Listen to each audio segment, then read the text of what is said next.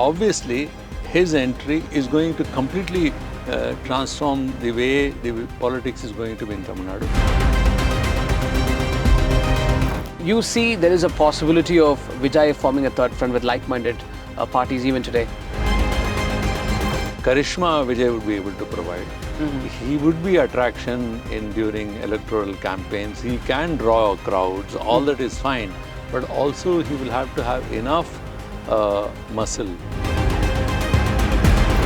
Yes, he would certainly stir, but does the stir become so big that can it be converted into a tsunami?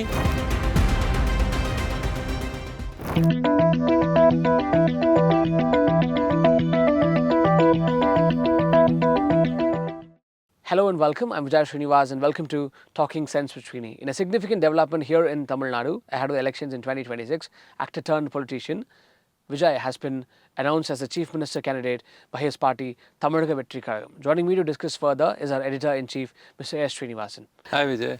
You know, Tamil Nadu Assembly names actor Vijay as its Chief Minister's candidate today. And are you really surprised about this? Well, I'm not fully surprised, but the fact that he has chosen to make that big announcement now makes me feel that what is the obvious intention of Vijay? He took a plunge in politics and there were a lot of expectations, especially from the youth. And there was also a lot of expectation whether he goes alone or he forms a coalition. So what we see today is two clear signals emerging. One, he has decided not to go with any coalition, whether DMK or AIADMK, because these are two major formations, and anything without these two parties, you cannot see an election happening here. So he has decided to keep out of both of that. And the other big announcement which he has made today, as you are saying, that he has announced himself as a chief ministerial candidate. That's right. And to make, to take a plunge in politics is one thing, and then immediately announcing oneself as a chief ministerial candidate is entirely different thing. Now, where there is enough ground in Tamil Nadu to have such a massive change in politics is a big question. Obviously, his entry is going to completely transform the way the politics is going to be in Tamil Nadu. There's no two things about it, because it will certainly create a certain stir. But is it that big? Is it that big that it will disturb both AIADMK and DMK is a big question, because these two parties are very well entrenched political parties. They have a long history and they have a long support base. And Vijay comparatively is a new entrant. That's right. So therefore for him to come and make such a big splash is a big question. He will make a difference, certainly. He will make this election pretty interesting. All that is clear. So therefore, by announcing himself as a chief ministerial candidate, he seemed to be indicating that, look, I'm different from these two formations, and I'm going to, a person who's going to plow a lone furrow. But then how I shape this is a kind of a suggestion that he is a long-term player. Whether he is fighting this battle to test his own strength in 2026 and ultimately position himself as a numero uno position in 2031, and that's a big question. So you're saying he's going to test the waters in 2026. So I mean, the next question moving forward is, there are a couple of interesting takeaways as well from this particular meeting that has happened today, and where he has categorically denied any form of alliance with the DMK or the BJP.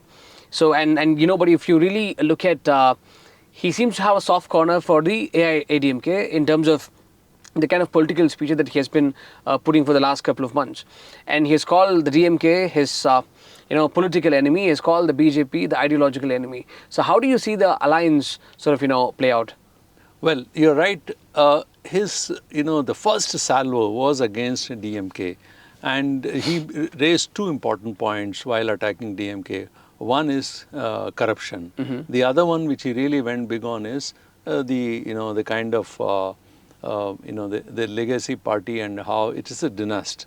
So these are the two issues which he has been saying, and he has been consistently pointing those things. And then he also described them, as you correctly said, as a political enemy.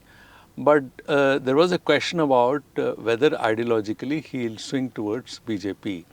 And that was there because BJP was very, very keen, as you know, right from the beginning, to have some kind of a star power in Tamil Nadu.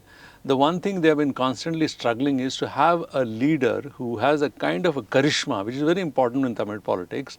And most of the BJP thinkers seem to think that we need to have some kind of a star power.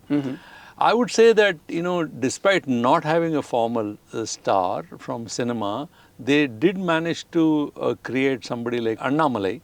Annamalai did manage to create some kind of a, at least in media and other places, he's a very visible figure. He did create a lot of controversies. He was pretty aggressive, and he did manage to present BJP's a different phase. But it didn't work out because the party felt that in the larger game, he doesn't fit in because he doesn't have a good relationship or a personal equation going well with Edapadi, which is very important to have some kind of alliance with the AIADMK. BJP is very clear that it cannot go on its own. It requires a prop, and that big prop would have been AIADMK. That's right. And with Annamalai not having a good relationship. In fact, they both are from the same region, and they are kind of rivals, and therefore it didn't work out. And they had to ask him to tactically keep out of this game, and then they were very keen to have some other actor in his place. If you remember earlier, in 2016 they did try another big star of, not just another, is a superstar of Tamil Nadu, which is Rajinikanth. That's right. And they thought if Rajinikanth joins formally BJP, or even if he doesn't join, he's some kind of an alliance after launching his own party, then there is an advantage which BJP can reap. And Rajinikanth was showing those kinds of signs. He was more into, not communal but spiritual journey. He presented himself as a spiritual phase, someone who want to be in, who believes in spiritualism. But again, it didn't work out because he formed a party, he announced it, but then he withdrew from finally taking a plunge by saying that, he is physically unwell. Again, the search for another, charismatic personality started in BJP, and they ended, as I earlier described, ended with Annamalai. But then the Annamalai case also didn't work out. So they were in desperate search for some other person. They thought maybe Vijay announcing his entry, they did approach. There were, many feelers sent to him, direct and indirect, and they did make an attempt. But now, Vijay has made it very clear that he is not going to go either of these two, neither with the BJP nor with the DMK. Nor with the DMK. But as the main question was, is he soft on AIADMK? Yes, the amount of, or the kind of criticism, the sharp-noted criticism which he made against BJP or DMK, he hasn't done any such thing with AIADMK. In fact, he's been very muted in his observation, though he knows that the formation, the two formation of DMK and the other formation where BJP will be there, basically it will be headed by AIADMK's leader Edapadi. He is going to be the main engine of that formation. Despite that, he hasn't taken on him. I feel there could be tactically one big point, which is that basically he is dependent on those, the kind of, if you could say, the surplus votes, because both these formations have their own base. That's right. DMK has a very strong cadre, because both are cadre-based parties, and they both have a strong support base, their own volunteers on the ground. Obviously, these guys will go with their respective party because they are loyalists. Other than that, there is a floating voter population who may swing to either side. Okay. And that is what he would try to garner. So his, attempt would be to take a major chunk of that from AIADMK. And probably that's tactically he is keeping a low profile, is keeping quiet so that AIADMK party members don't get too annoyed with him. Therefore, he is not criticizing that party as much as he should have been. That's why probably there is an impression that he is going soft on AIADMK. Very, very interesting, sir. But an extension of what you're actually talking. So, you see, you see that the DMK alliance is right now quite formidable, at least as we speak right now. And then you also see AIADMK and the BJP stitching an alliance together. So you see there is a possibility of Vijay forming a third front with like-minded parties even today. Well, we have to wait and see how it moves. But but there is certainly the two formations are pretty strong. The DMK, one thing about DMK, it has managed to keep its alliance intact for a very long period.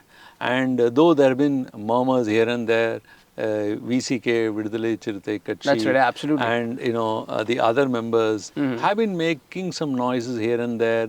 Even left parties have said they have made In the Congress party, sir. Yeah.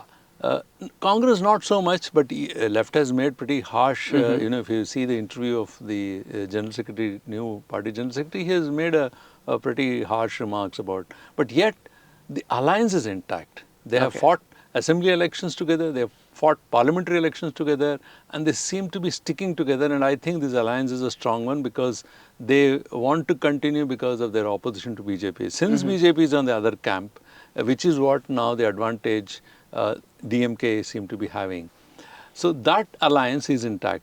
On the other hand, BJP was very worried whether they would be actually able to form a formation. And for them, it was really important that AIADMK be on their side.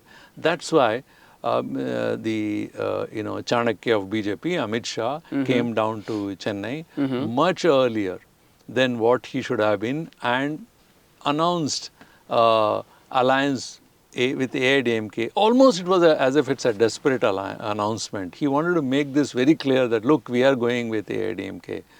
And I think AIADMK also tactically agreed because if you remember, when Annamalai was a party chief, though Edappadi was hosted in Delhi, he was made to sit next to the Prime Minister and he was given a place of respect and honor, which you normally, which is reserved for very rarely politically. This symbolism was very heavy, which means they're really pampering, trying to pamper and try Edappadi on their side. But what you saw, he returned back from Delhi and announces that he has broken off his relationship with BJP. And that was a major setback, and it happened because of the fight he was having with Annamalai. So BJP took a wise decision after they allowed that issue to die down and then they let it cool. Once it cooled down, they, they smoothly exited and ensured that Annamalai is no longer there. They brought in another leader from southern Tamil Nadu who has actually managed to who can actually kind of build a consensus. So that's a kind of a leader they brought in so that this alliance is formed. So now what you see is both the alliances more or less in place. Now, for instance, there are other parties for PMK, which is a very important constituent of NDA. Now, within PMK, there is a certain churn which is happening. That's right. There is there's a different story. There is a difference of opinion between father and son. It has come out in the open. But more or less, they are likely to go with BJP, that alliance, AIADMK, BJP and that, because they cannot go to the other alliance where VCK is there. Because they both can't exist in the same platform. That's right. So therefore, more or less, this alliance seems to be intact with other parties joining as the election go.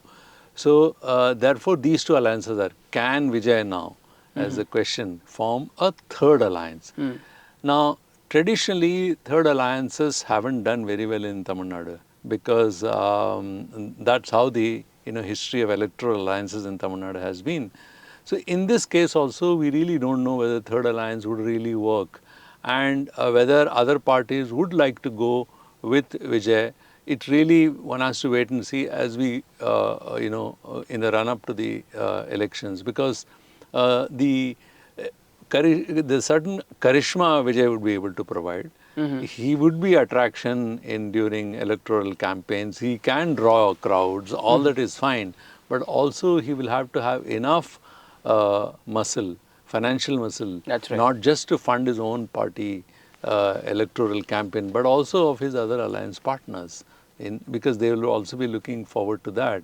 So we really don't know how this will shape the alliance question, but it's very clear that ideologically, if you look in Tamil Nadu, it is, one is Dravidianism is very important, the Dravid ideology. Second, subnationalism is very important. Third is national parties like BJP and Congress, that's the third stream. And then the fourth is you have a caste-based parties, That's right, which yeah. you have PMK as an example.